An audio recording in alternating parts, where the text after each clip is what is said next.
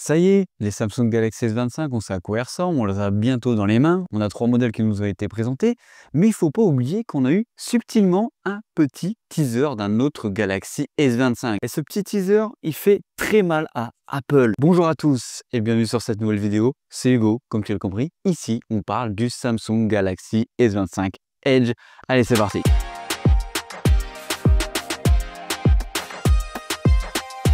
Alors pourquoi je dis que ce téléphone-là il va faire du mal à Apple? Parce qu'il leur coupe un petit peu l'herbe sous le pied, parce que Apple, ils ont de prévu, selon les rumeurs, eux aussi un téléphone ultra fin. Alors le Samsung Galaxy S25 Edge, on savait qu'il allait arriver, ce n'était pas du tout inattendu, on savait qu'on allait avoir quelques images du produit, même voir une présentation de celui-ci. Mais on a eu seulement un petit teaser et surtout le véritable nom de ce produit. Parce que là où on se trompait depuis le début, c'est pas de savoir que Samsung allait sortir un téléphone ultra fin, ultra léger, c'est surtout sur son nom. On pensait qu'il allait s'appeler le Galaxy S25 Slim. Finalement, c'est le Galaxy S25 Edge. Le mot Edge qui peut te rappeler quelque chose chez Samsung. Parce que Edge chez Samsung, c'est en l'occurrence la plupart du temps des téléphones avec des bords ultra arrondis qu'on a eu il y a très longtemps sur la gamme S. Alors du coup, c'est quoi l'objectif final de ce téléphone-là? C'est d'avoir un téléphone ultra fin avec une épaisseur exceptionnelle qui devrait être autour des 6,4 mm, ce qui est vraiment beaucoup plus fin, par exemple, que le S25 Ultra qui est autour des 8,2 mm si je ne me trompe pas. Alors Samsung n'a pas réellement communiqué sur la finesse exacte du produit, mais d'après les bruits de couloir, un représentant de Samsung à Saint-José aurait dit que le téléphone aurait une épaisseur d'environ 6 mm, ce qui concorde avec les rumeurs qu'on a depuis quelques mois autour de ce produit. Alors on observe surtout sur ce téléphone qu'on a deux capteurs photo à l'arrière positionnés à l'horizontale.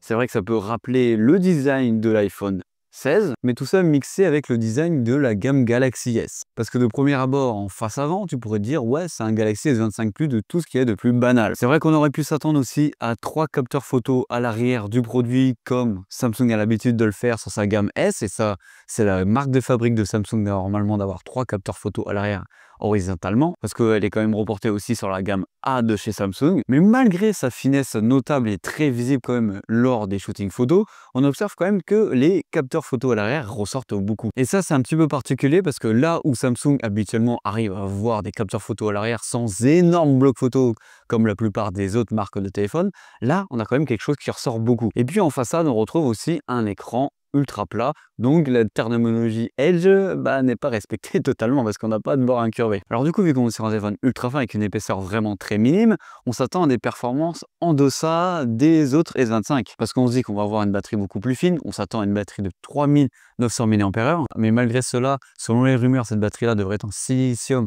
carbone, c'est le même type de batterie qu'on a dans les OnePlus 13 qui a une autonomie juste monstre. Sa vitesse de recharge, là on la sait parce qu'on a eu des petites images, des petits fichiers qui sont sortis. La recharge max c'est 25 watts. On devrait avoir un écran AMOLED de 6,6 pouces Full HD 120 Hz. Bien sûr le Snapdragon 8 Elite conçu pour les Samsung Galaxy. Là où les rumeurs je trouve qu'ils sont quand même assez intéressantes au niveau de la photo, malgré le fait qu'on ait deux capteurs photo, on s'attend à un capteur de 200 mégapixels, sans doute le même que le S25 Ultra, donc le capteur principal, et un deuxième capteur de 50 mégapixels. On ne sait pas si c'est un ultra grand angle ou un téléobjectif.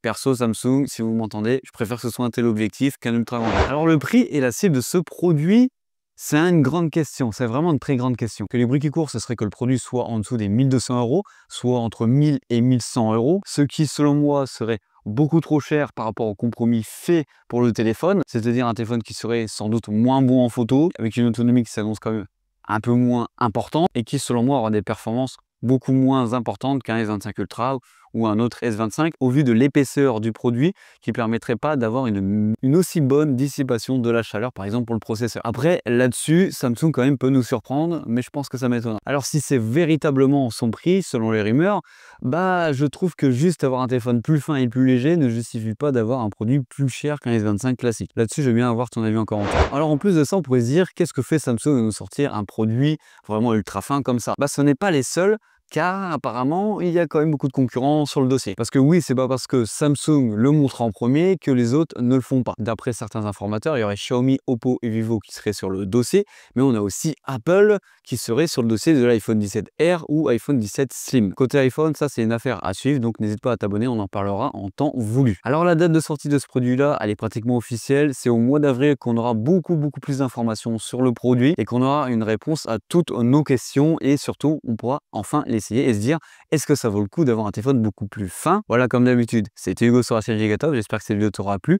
Bien sûr, n'hésite pas à t'abonner et à liker. Un test et surtout la découverte du S25 Ultra, il arrive très prochainement et on ira faire aussi beaucoup de comparatifs avec d'autres produits. Allez, comme d'habitude, c'était Hugo sur la chaîne Gigatop. Allez, bisous.